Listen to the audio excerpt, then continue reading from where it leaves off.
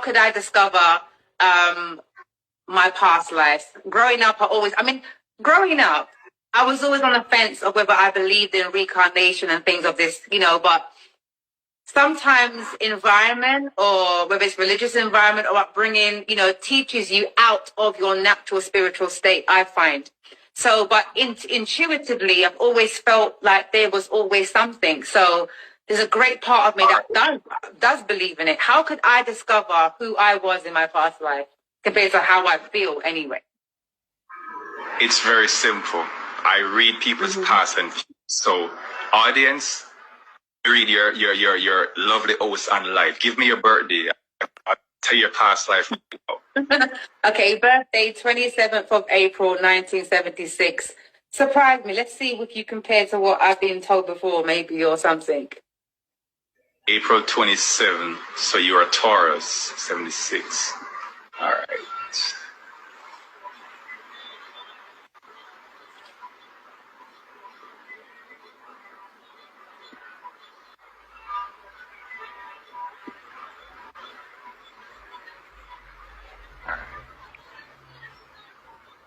Okay, Silver. The first thing I see about you, you are royalty. You was once a queen in Africa. I see you. Is that not with all of us, no? No, I'm doing you right now, not everybody. You personally. Okay. All right, go on. I see you in North Africa, a place called Morocco. You was a queen. You're wearing full white. I see you have like a ruby around your neck and a big scepter. So your first life, I see you was a queen in North Africa. Okay. Your second life, I see very clearly, you was once a mermaid in Atlantis. You're very close with water as well.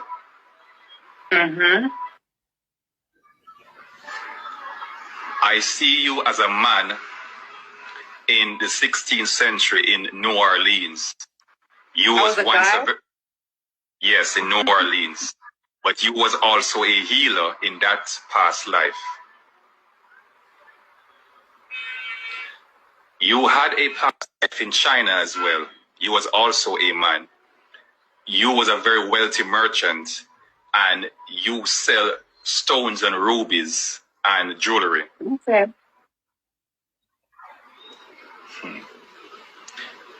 You also had a past life in India in the 12th century. You was a woman and you had many children. You was married to a wealthy man in that past life. I was married to who? Sorry? A very wealthy man. You was married to a rich man. Okay. When you was in India, you had herbs. You was a healer. You used plants to heal women and children. I also in a place called Romania. You was once a gypsy, and you traveled to many parts in Europe, and you read people's past and future, like what I'm doing right now.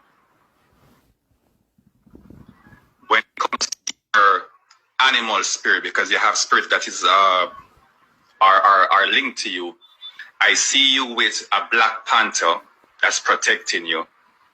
I also see ravens.